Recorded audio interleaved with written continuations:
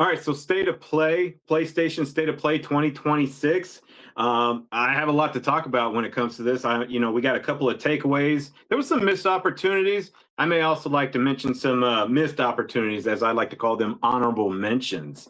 There was a couple things that I enjoyed about it, what I liked about it, and I also do agree with you. There was something, in my opinion, that was dropped. A ball was dropped. So, welcome to the loading screen lounge, and let's get into it. I'm here with Beer Ninja, and I'm Matilda. You want to start us off, Beer Ninja? Absolutely. So I got to say, I really enjoyed it actually. I mean, I know there's a lot of people out there that didn't really have a whole lot of, there's some people who were given mixed feelings about it. Let's just say that. Now I will say, in a sense, it was kind of plain in a way, but there were some surprises that actually came to mind, that actually showed up, and I was really blown away by it. So one of the first ones that came up is the new 007, The First Light. They're actually making a James Bond game that's actually going to go back to the origins of James Bond and how he became a double O agent. And I thought, you know what, this could be really good. I saw the trailer and everything. I was like, I was very into it and everything. And of course, I'm an old school gamer and everything. I love Castlevania series, and when I saw Castlevania Belmont's Curse come out, I thought that was going to be that's going to be another banger because the Castlevania series actually does pretty well in the video game industry. Especially this one's going to be like a 2D exploration. It's set in 1499 Paris, and this is where the city's being attacked by monstrous creatures just emerging from the shadows. And it stars Trevor Belmont, of course, classic character, and he is armed with the ever so legendary vampire killer whip. So I thought that was really cool. Another one that kind of stood out for me, I know we said a couple, I'm just going to be real quick about this. John Wick, a new gun fu action adventure game. Now, they don't actually have a title for the new John Wick game, but we got our boy Keanu Reeves, who actually showed up, heard the voice and everything. It's him. He's going to be doing it. So looking forward to playing that. That game's coming to PS5, but we don't have any date or an official title on it yet. And finally, the one that really is going to be a day one for me. Oh, man, I like damn near jumped out of my seat when I saw this, Matilda. It is Legacy of Kain Defiance Remastered. Now, maybe a couple years back, they remastered Soul Reaver right here, 1 and 2. Haven't opened it yet, but I'm very tempted to. I might even just get the digital download. But this is an original PlayStation 2 game that came out. And right there, not only that, they're going to be releasing 2 new games in this series. One of them is actually going to be one that was canceled during, from what I understand, Legacy Kain Defiance. It was actually called Dark Prophecy. And there was actually some demos that they were out there playing with it and everything. And it looked really interesting, but it really hurt a lot of the fans of the Legacy of Kain series. And finally, they'll be coming out with another one, which will be later on, I believe, in March. It's going to be, I believe it's called Ascension, which comes with the deluxe edition. So that'll come later on down the road. So that was the ones that really stood out for me a lot. Question. You mentioned the James Bond. Is it James Bond original origin story, or is it?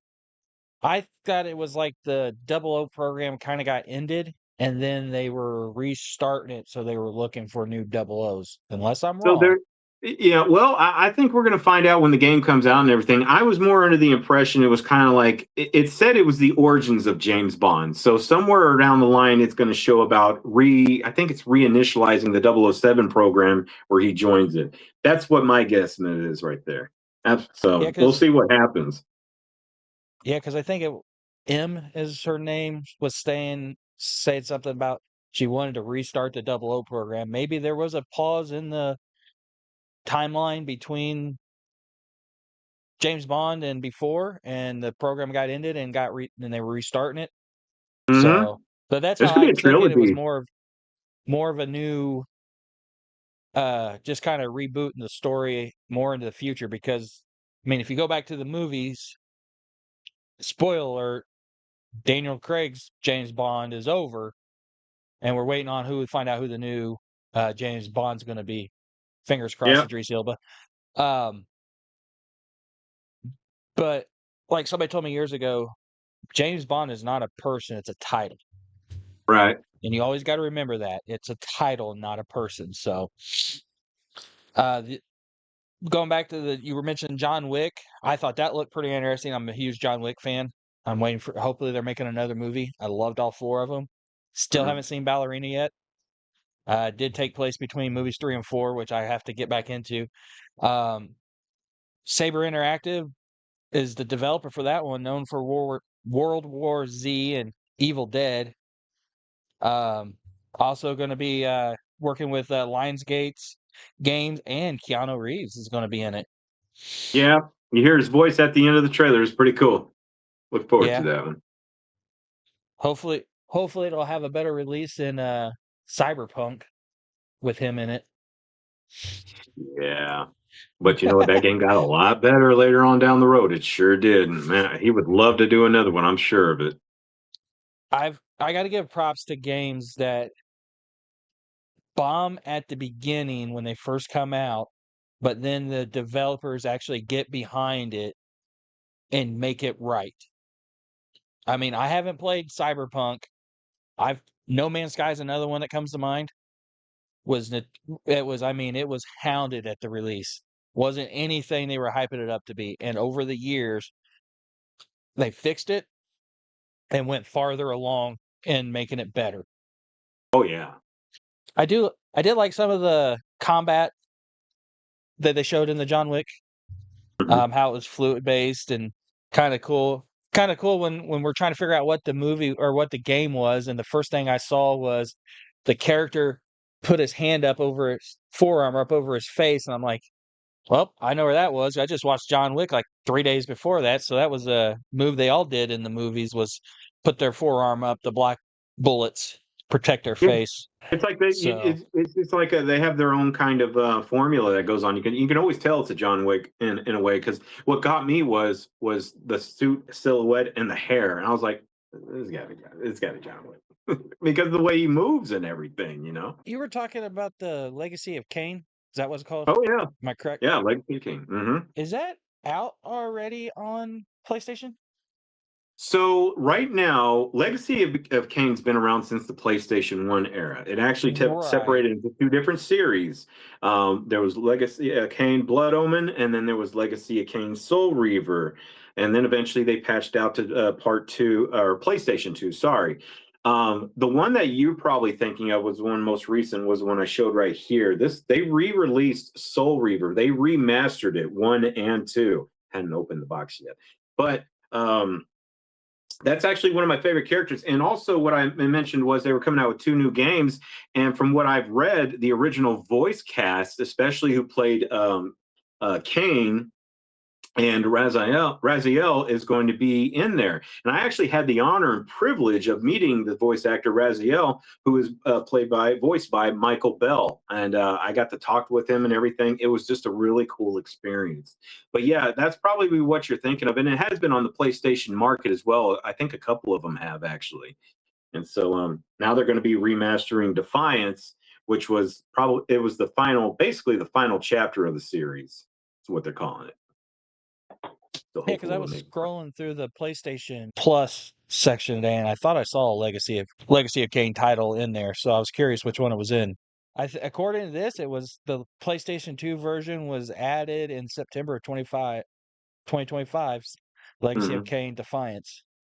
So, This guess is that is where only how I told you earlier there class. was two separate series. They now combine them together in one game where you can play as both of them. Yeah, and you mentioned Castlevania. When I saw that, I was like, thinking Yep. back, I was like, I can remember playing the first one on NES, but I don't know if I ever played any other games throughout the years. I just remember the NES version Yeah. over anything It else.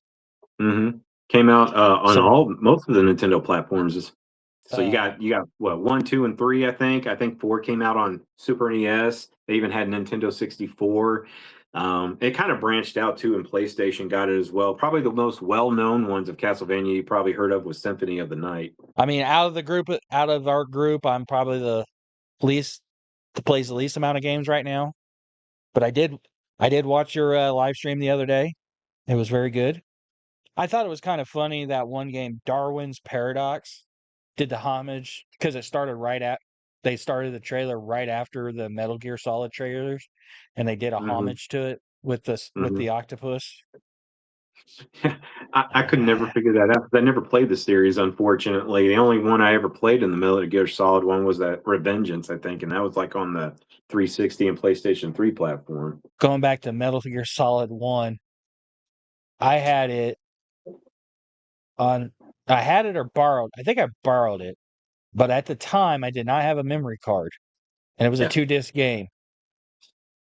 And I remember me and my brother and stepbrother would come home from school, throw on the PlayStation, and play it. And the problem was we only could play it till we had to go to bed and turn the PlayStation off, or the PlayStation overheated and froze on us. But every day we could get farther and farther because we had to get there. But it took all three of us to figure out some stuff. Like there's one part with like some lasers going across the laser sensors, and we're trying to figure out how the hell to get across of it. And my little brother goes, "Why don't you smoke some cigarettes?" And lo and behold, he was right. Smoke a cigarette, and the smoke shows the laser beam, so you know where to go. But That's cool.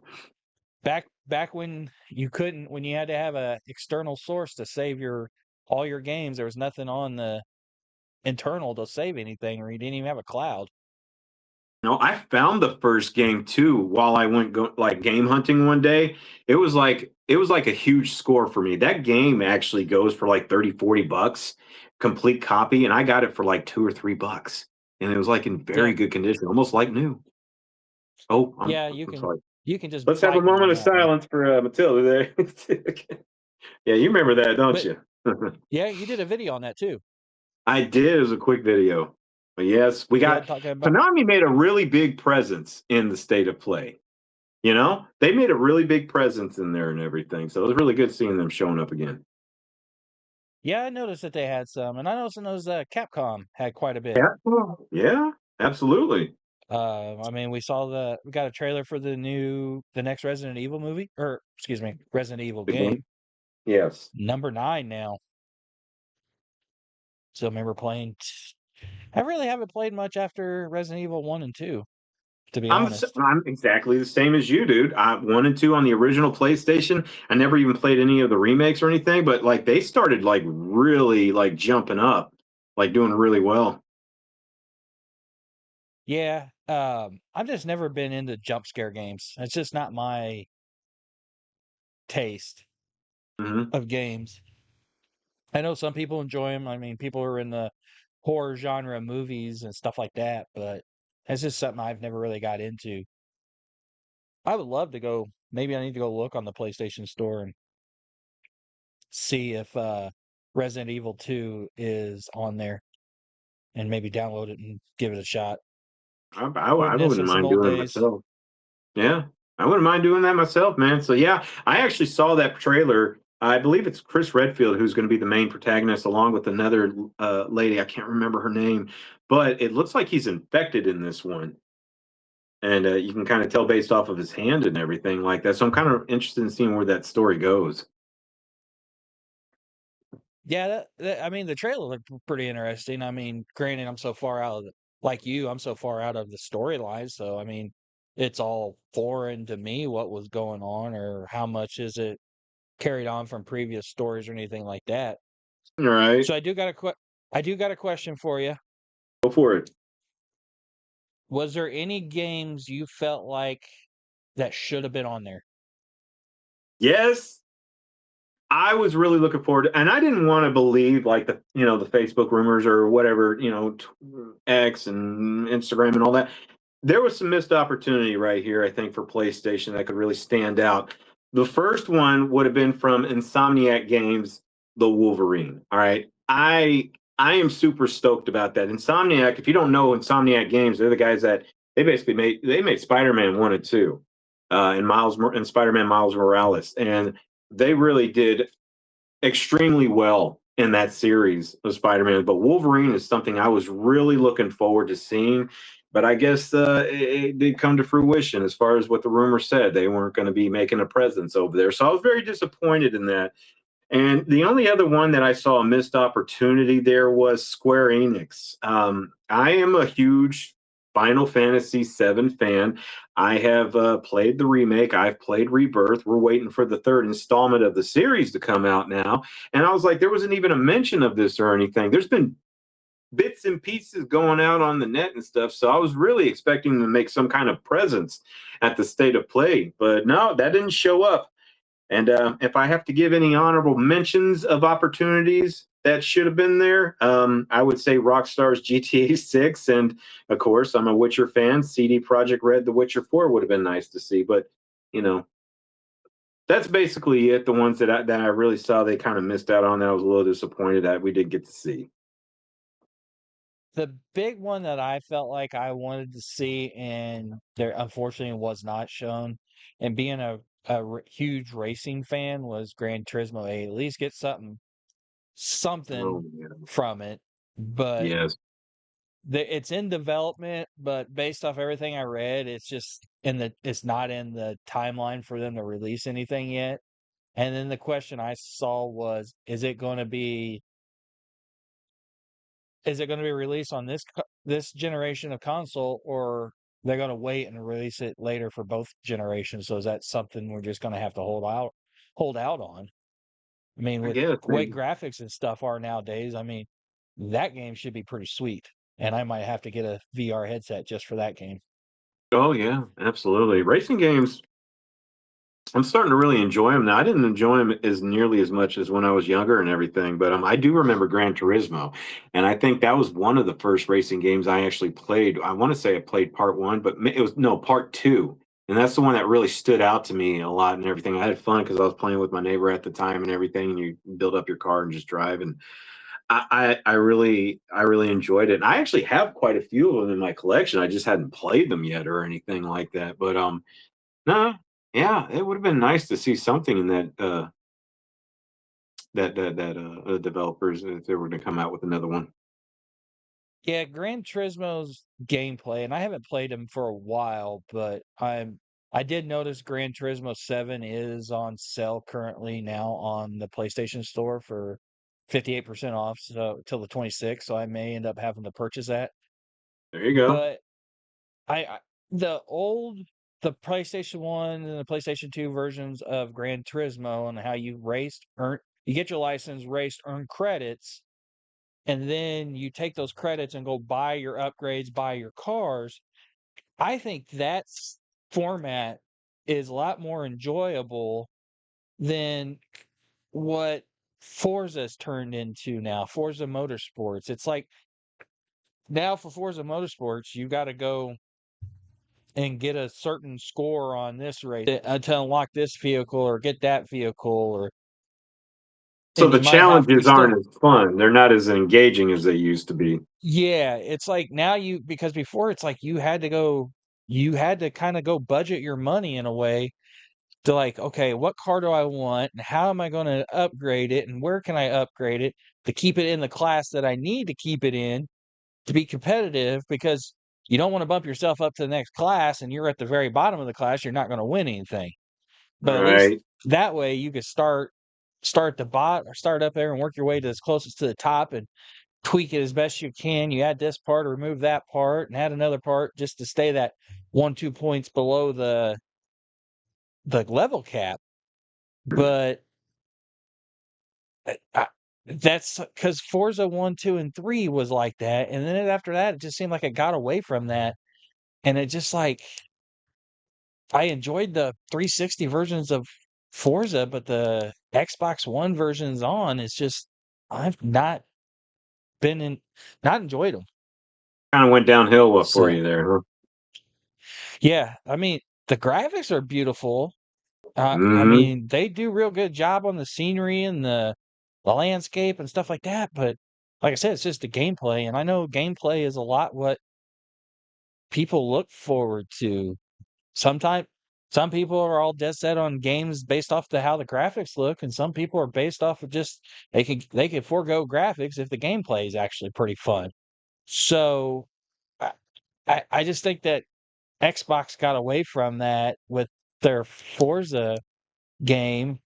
Go back to the original plan. kind of like start back from their roots or something like that. It's kind of like the Gears of War series, now that the coalition is taking over, they're stepping back and kind of going back in the day where Gears was like fun, dark tone, gritty, that kind of thing. So now you want something more like that with the with the racing games, just kind of go back to their roots right there where it was fun and innovative and just kind of pick up there and just build from there.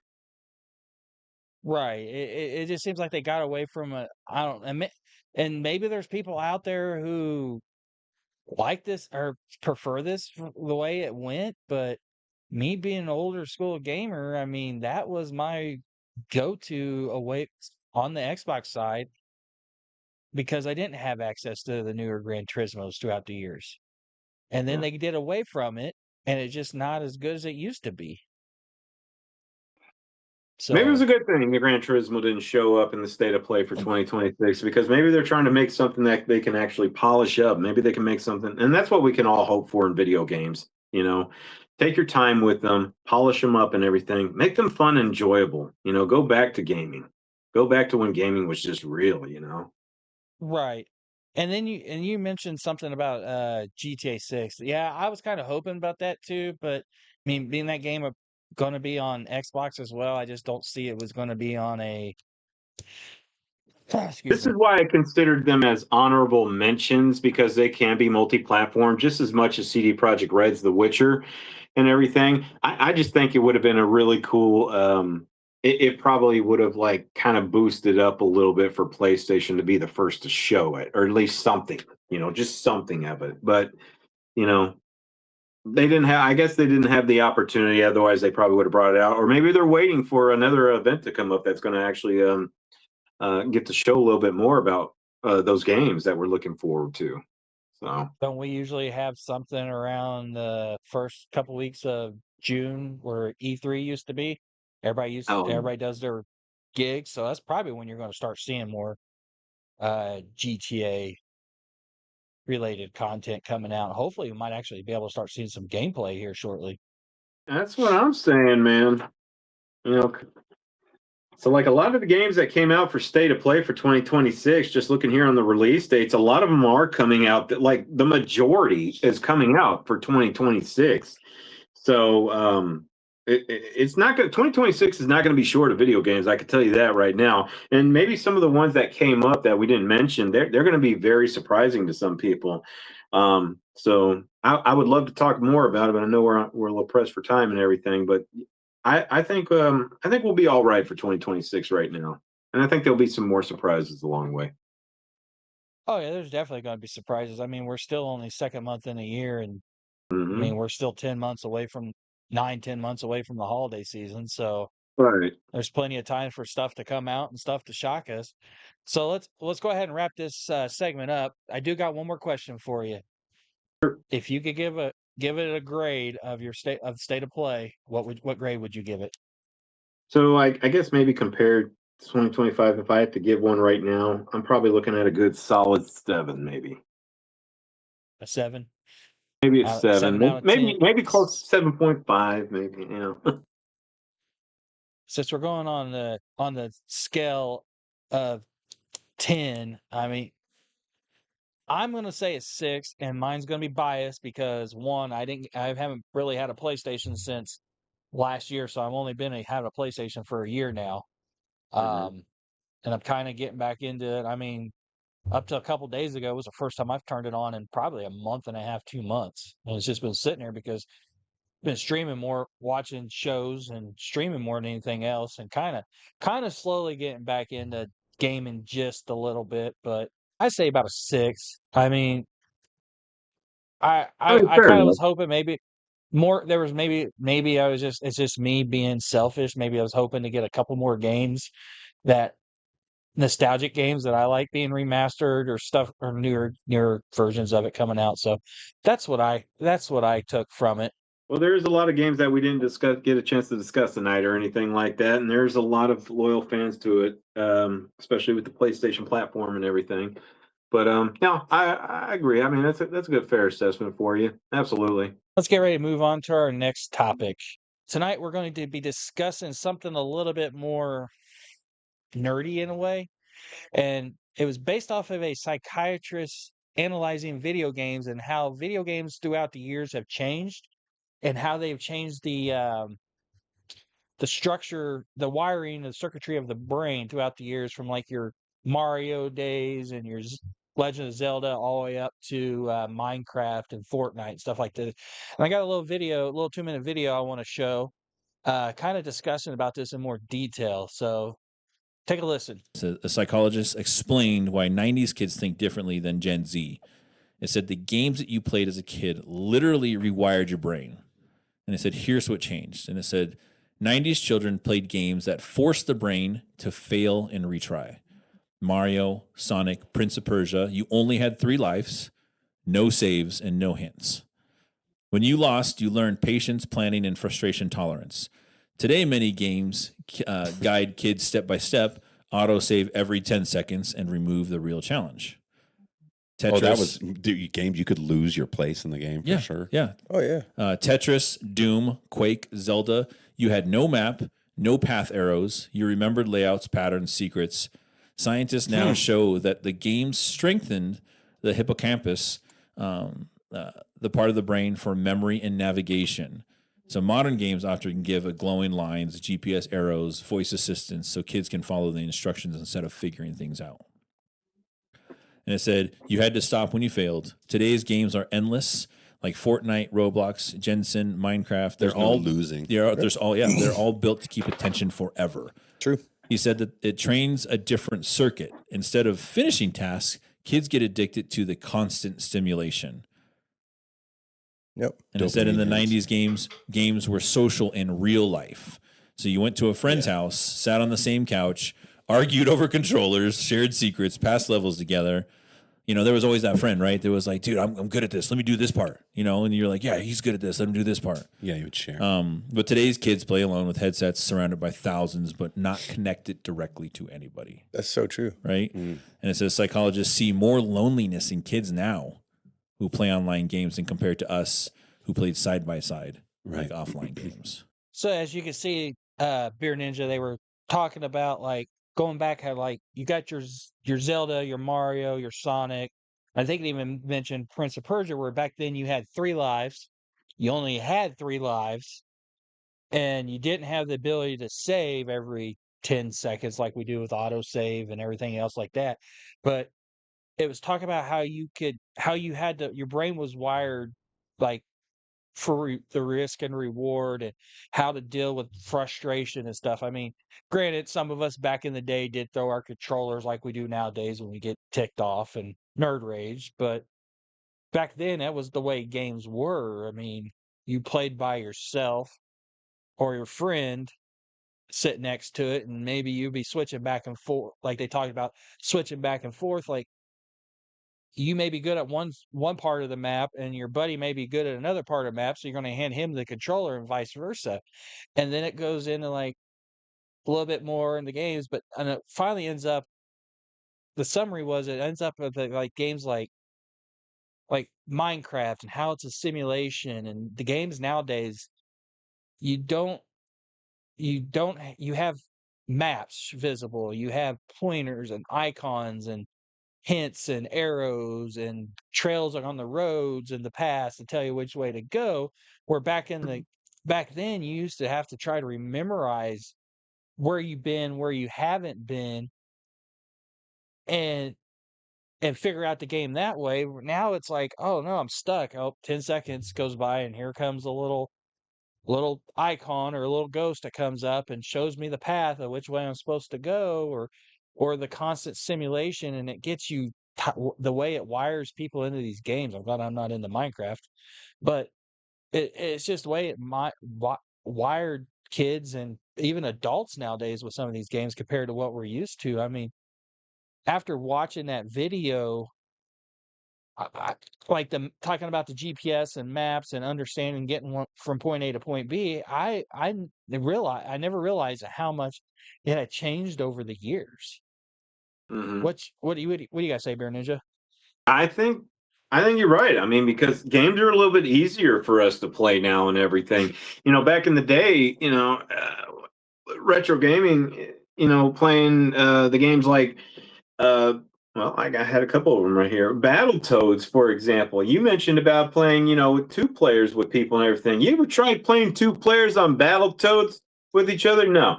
Sometimes it gets a little confusing and everything like that. If one dies, and that's pretty much it, or the other one just keeps going.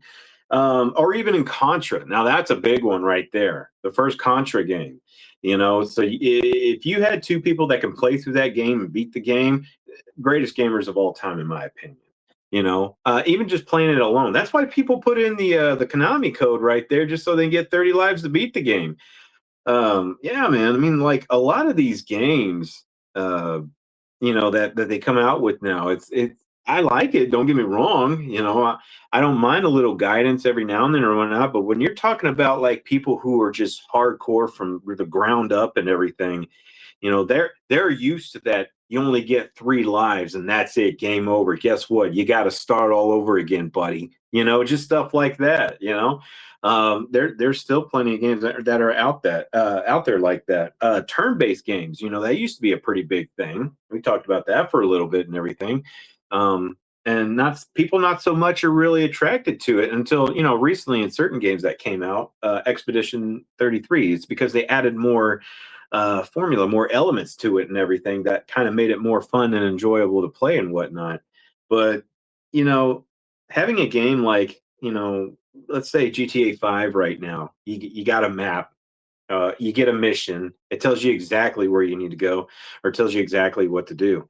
Now, there are some games out there that are ones that you have to kind of figure out on your own, or you kind of ask yourself, how the heck does people even figure this out in the first place? And I'll even name one, Destiny 2, for right now. Like there's some things you got to go through, like acts of Congress, just to get from one point A to point B and everything. So gaming has really had a big turn over the years versus what you and I used to play back in the day, for sure. These kids could be in lobbies and play games with hundreds and thousands of other kids every day. Yeah. But the kids are depressed and lonely. They don't have, outside of game interactions, they don't interact with people really outside of their house or their classroom anymore. It's not like, I mean, like the phrase that goes around now, go outside and touch grass. I mean, a lot of these kids and even some of these adults now, younger adults, they don't do that because that's, to them, their whole interaction is getting online and talking to somebody. But is that really interacting with people per se? Granted, I say it depends on the interaction itself when it comes to that. So, for example, you can have a toxic relationship, going into these chat rooms and everything like that. We all heard the ones, especially back in the 360 era, playing Call of Duty when everybody can open up and talk about, hey, I've been with your mom and this and that, and blah, blah, blah, blah, blah, blah, blah, and whatnot. But, that could be a toxic environment and everything. And then there's people that will actually go out and just be trolls or just be, dicks online just to ruin your gameplay just because they're not having fun or something like that. But Right. then there's also that ability to meet some of the greatest people that you'll ever meet in your lives. I met you online, and look at us now. We went from talking on a microphone to talking on new microphones and seeing each other in person, now having a podcast and everything. I got friends in the UK. I got a best bud in Australia. It's just stuff like that. It's just how you handle it and everything. And you're right, though. There are kids out there that are very depressed and everything, and this is the only outlet that they have that where they could try to be some kind of normalcy, which I won't necessarily say it's completely healthy or anything, but I will say that in times, video games can be therapeutic or can also be very dangerous depending on how you manage it. Yeah. Let's say Fortnite servers go down for some reason and they're offline worldwide for an extended period of time. Go look at TikTok and Instagram and social media, Facebook Reels and X and Blue Sky or whatever you follow, and go read the stories about people freaking out like it's end of the world Yeah. because their lives revolve around that so much. Well, it's I mean, everywhere, man. It's everywhere. It's even in the palm of yeah, their hands and their cell phones, you know? yeah. Because what was it? There was something a few weeks ago, and I'm like, there was an outage for something, and I kept looking I was on X, and I just kept going and looking it up just to read on it, and I can't remember what it was, but it was just funny reading the stories and people posting and stuff. It's like with technology nowadays, people are so tied to it. I mean, I got to the point where I felt like Facebook was getting so toxic, and about 2 weeks ago, I went and uninstalled it off my phone. The only time I see Facebook now outside of Messenger, if I'm logged into my computer to access Messenger, I have to go through and open up Facebook. And yeah, I scroll through it for a few minutes and I realize it's the same garbage before and I get away from it. I mean, it's just, I don't know. I'm just to the point now where everything's just so toxic and it's just like, I want to go back to the old days. You're right. The old days, man. You could play a video game. You could talk about it with your friends. You know, we didn't have the internet back in those days to get the how do you beat this game? You know, there's some games you literally had to figure out for yourself, and it could take a long time to do so. But, you know, it was fun back in those days, dude. And it's still fun now, depending on, you know, who you are and whatnot. But I could tell you just like what you said about how these kids today are wired and everything. And I'm not trying to sound like an old man here or whatnot, but I remember if you remember Hurricane Harvey, you know, my mother at the time, she was living in Houston, Texas, and they got hit pretty hard. Houston got hit hard. Harvey hit it hard. And so that being said, I remember a story my mother told me. It was my nephew who was very young, and he was like really into like, you know, the tablets and stuff like that and playing games and all that kind of stuff. You know, the first words that came out of his mouth when the power outage happened during Hurricane Harvey was, "What happened to the Wi-Fi?" That literally was his words and everything, you know. And so, yeah, kids are kind of wired differently now than what, you know, it was when video gaming was back in the, you know, 70s, 80s, and 90s, even the 90s, you know. I've, I had it a couple weeks ago, or a month or two within the last couple months, the Wi-Fi went down in our neighborhood. They were doing some maintenance or whatever, and the first thing all the kids come out was like, "Do you shut off my Wi-Fi?"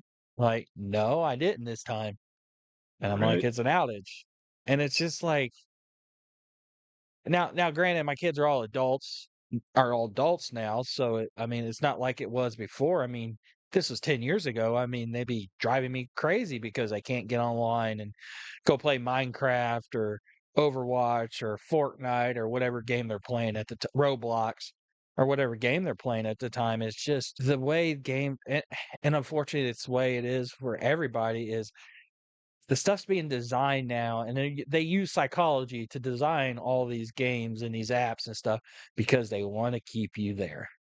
Exactly, man. I want to keep you there. It's And like if you and I, if we were to have, if we were living in the same state, outage happens and everything like that, right? Internet's out or whatever the case may be. Well, guess what? We can still have fun. We can go out. We have a few beers, maybe do some grilling or just something like that. I did that a lot, you know, if I wasn't playing video games or anything like that. I know that if I don't have an internet connection, there's something else that I could be doing, you know, but it's not with like how, you know, people are wired these days. You know, they got to have that immediate gratification constantly online. I get that. I yeah, understand that. I mean, if the Wi-Fi goes down here, I might scroll cable and see if there's anything on TV, and then if the cable's still working, because sometimes if the Wi-Fi goes down, because I got cable internet through Xfinity, if the Wi-Fi goes down, I lose the cable too. So then if that happens, then I usually just go and I'll play on my phone for a few, and then I'd probably go start piddling around with a project around the house just to occupy my time or go do Yeah. something. Well, It's you know, the just, video, yeah, the video we saw earlier really teaches a lesson right here is that we really need to go back to implementing other things, especially with our kids and everything like that. Hey, it's okay to, you know, not have to need your cell phone and watch the latest, you know, whatever video on TikTok or whatever social media platform you want to. Let's go out, let's go camping, let's go, you know, just hang out or just something like that. Those kind of things need to kind of come back. So because we're living in a society now that where electronics and technology has very well taken over. I mean, a cell phone is practically a natural resource now and everything. And kids nowadays, they don't even want to get up and go get a driver's license or anything. I remember when I was like 15, getting ready to push 16, I was waiting to get that driver's license so I can go everywhere, dude. But I can't speak for everybody, but there is a different wiring that's involved right here, and I can definitely relate and completely understand and agree with that study. Yeah, you're not wrong on the whole driver license thing. I mean, I had one of my 3 kids was like really wanted to get it as soon as he could. The other one wasn't so gung ho about it, but he also knew that his twin brother was trying to get one, so he was just like, I'm not going to fight for driving time. I'll just wait a few more months, let him get his license, and I'll go get mine. And then my All right. oldest, she was one of the last ones to go get her license. Being somebody who's associated with like the high school marching band and talking to parents and the kids and stuff, even after my kids have graduated, a lot of these parents are saying the same thing. Their kids have no interest in getting a driver's license like they used to. And it's kind of like it's kind of sad, to be honest. I mean, I was in a different situation when it's time for me to drive. The reason I wanted to get my license, but some family stuff kept me from doing that and stuff I don't want to get into. But my wife, when she got to the age, it was like she wanted it as quick as possible and got it as quick as possible. It's just I don't know. It's just the way kids are nowadays. They don't want to be kids anymore. They want to be attached to the tablet, the Xbox, the PlayStation, the computer, the cell phone. They want to hide out in their rooms all day. They don't want to do extracurricular activities. They don't. I mean, some of them don't even want to go get jobs anymore. Yeah. No, I definitely agree with that on there, man. And even if you got one, I remember even working, back in Texas and everything like that. We'd hire some of these younger people and whatnot. They either wanted to work or they didn't want to work, and you could tell the difference between the two. I mean, it just kind of speaks for itself and whatnot. I mean, everywhere you go, and I remember having this conversation with a friend of mine, and I was saying it as a joke. All right. Mind you, this was probably over 10 years ago. I said, look, dude, I'm going to tell you something right now. Our kids are going to grow up to be hunchbacks. And he looked at me and he goes, why do you say that? And I was like, well, and then I just kind of did a visual aid. I went like this, act like I had my cell phone in my hand, and I went like this because that's it. Right. So he looked at me and he started laughing and everything. He goes, that's probably going to be true. I was like, dude, I was just saying a joke. He goes, no, Tim, there was actually a study put out, a lot of they're saying that a lot of the people could grow up with some kind of defects and everything like that, hunchback or something like that, just because they're always in their phone. They're always on some kind of electronic device or something like that. Yeah, they're laying across their bed for hours playing Xbox, not properly sitting up. Like back in the day when we used to sit in the couch or the chair to play or whatever. And now they're laying across their bed in weird angles. And yeah, I mean, here in 10, 15 years, all this generation of kids that are 18, 19, 20 years old are going to have back problems. And they're Probably. going to wonder why. Yeah. So, oh well. yeah. I get it. I really do, and something does need to be done about it. And I think videos like this, or if people make videos like this, there should be some kind of awareness that's out there for it. Absolutely. Yeah, and I mean, like we've talked about in some of our old videos on our old show, was unfortunately it all comes down to monies and shareholders. That's Yeah. all it is. It's whatever people can do to make the most amount of money instead of they don't care what it's doing to everybody. To them, it's just how much money they could put in their pockets. What are we calling this? The loading lounge? The loading screen lounge. Loading screen lounge? I love what you've done with the place, by the way. Actually pretty cool.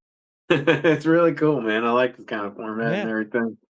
Yeah, Good deal. we decided we wanted to try to tweak the show a little bit, so we came up with the loading screen lounge and try and do a more of a news informative type show, spending about a half hour, 20 minutes on a topic and do about 2 topics and then call it a night. And our goal is to try to be more frequent and actually putting out more content in terms of the loading Absolutely. screen lounge. Anything else you would like to add, Beer Ninja, before we wrap You know this what? up?